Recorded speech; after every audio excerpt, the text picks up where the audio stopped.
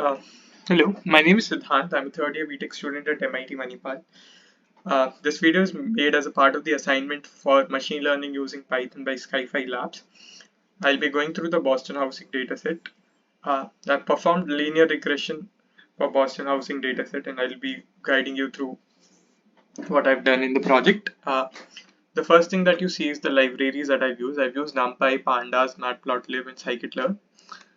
Uh, we start by loading the dataset. Uh, Since Boston housing dataset is a very popular dataset, scikit-learn allows you to load it without having to download it using a third-party source.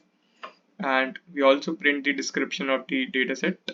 The description of the dataset basically contains information about the attribute, which can be useful especially for classical machine learning tasks, since we could do a lot of feature engineering as well. Uh, these are all the features that are available in the dataset. And we look at one of those features in this particular cell.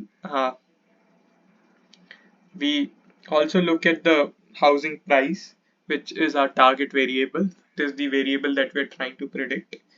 We apply a max and min to find out what's the highest price that you have for a house and what's the minimum price that you have for a house. And in this particular cell, we combine both the training data, that is the X train and the Y train.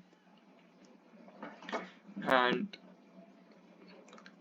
one of the things that we need to look out for while deciding if we have to choose a single feature for the linear dependence analysis, that's a cornerstone of linear regression, we need to decide what feature are we going to take, and a good way to do that is to plot out the correlation. The correlation, especially with the target variable, is helpful in this case. It will tell you whether there's a positive or a negative correlation with the target variable.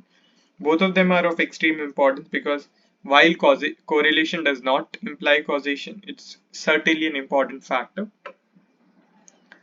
Uh, and while on analyzing the dataset, we found that LSATAT happens to be the most correlated value feature with the target variable, and that's what we have chosen for our task. We have performed a min-max scalar, which is done from a feature that's inbuilt in scikit-learn. It's a method called min-max scalar. It is essentially performing a Z normalization on the data. This is important because especially in cases where we have taken multiple features, because those features would scale in a very different manner, and that would cause a lot of training trouble for the model. We've also performed a train test split. While it's recommended that a train cross-validation and test split is performed, since it's a relatively simple dataset, we have directly went ahead with a train and test split. This too is possible using a method that comes from the scikit-learn library. The three important features that are needed for training that we have defined here are error, update, and gradient descent. We've used the mean square error as the error for our task.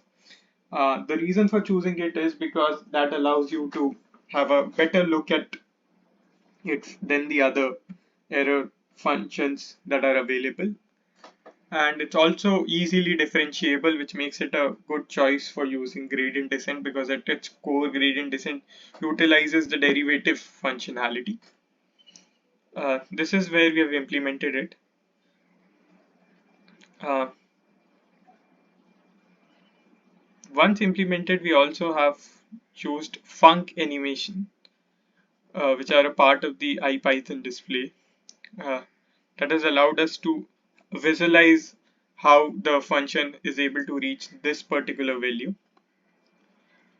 This is another look at how the function fits, and as you can see, the line's able to uh, get an idea about the general trend of the function. It's also to be noted that the data usually has noise in it, and we're not trying to model noise, because if we have a perfectly modeled data, that would certainly be overfitting, and that would be equivalent to memorizing the points rather than deriving an insight from the data, which is what we intend to do.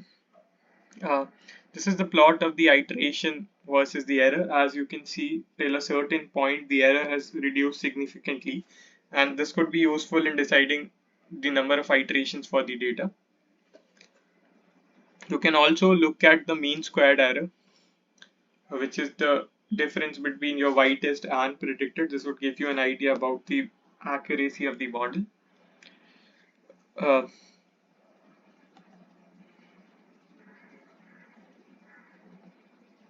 and we also did some sort of we have applied a scalar inverse transform as well. That is done so that the values are in the original format, because that's what we were comparing it from before we applied the regression analysis. This too is important because if, as you would remember, that one of the steps that we did before applying our model on the data was to apply Z normalization. While that's helpful for the gradient descent, the real data, the output that you're supposed to see, has to be in the same format as what was the case in the data set initially, and that's what we have done. This is it. Uh, the main thing that you can see in order to understand how well the model is able to do is the mean squared error, which is highlighted here. Thank you.